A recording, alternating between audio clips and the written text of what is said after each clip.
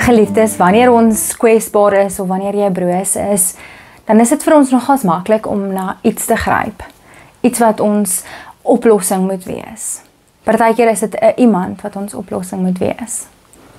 In die kerkjaar is ons nou in die lydenstyd waar ons nadink en waar ons fokus is op Jesus Christus en sy lyding. En daardeur fokus ons op dit wat Jesus gedoen het, toe hy by hierdie uitdaging was. Toe Jesus hierdie lyding aan sy lyf gevoel het, toe hy dit geproe het. Toe dit daardie verraad was.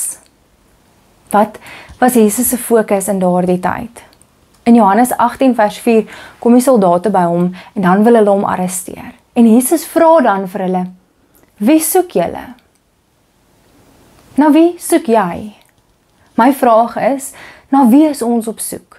Soek ons iemand wat net vinnig saam met ons kan planne maak, want hierdie kwesbaarheid, hierdie broosheid, hierdie ongemaklike omstandighede, of hierdie uitdaging, hierdie siekte, hierdie seer, dit moet net nou opgelos word, dadelik. Soek ons na iemand wat nou dadelik kan saamsit, planne kan maak, oplossings kan vind. Soek ons na iets wat 'n plek kan vul, net sodat hierdie makliker afgehandel kan wees.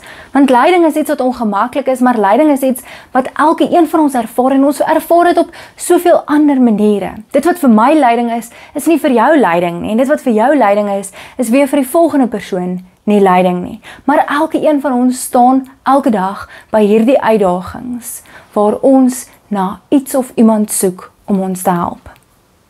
Mag ons spesifiek in hierdie lydenstyd ons gedagtes daarop rig, na wie is ons op soek?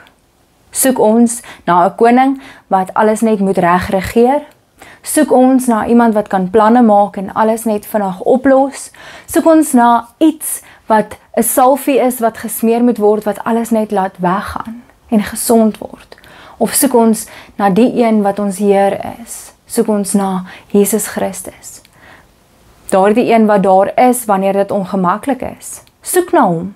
In daardie uitdagende omstandighede, daardie hartseer tye, wanneer jy kwesbaar voel, soek na Jesus Christus.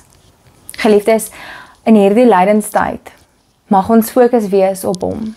En wanneer iemand by jou aanklop, juis vir hulp, herinner hulle dat jy moontlik hulle kan help deur Jesus Christus. Dat Jesus deur jou werk om hulle te kan help. Maar dat hulle nie aan jou moet vashou nie, maar dat hulle ook, soos jy, vir Jesus moet soek. Mag ons vraag vir hierdie week wees, wie soek jy? Wie is die een na wie jy soek?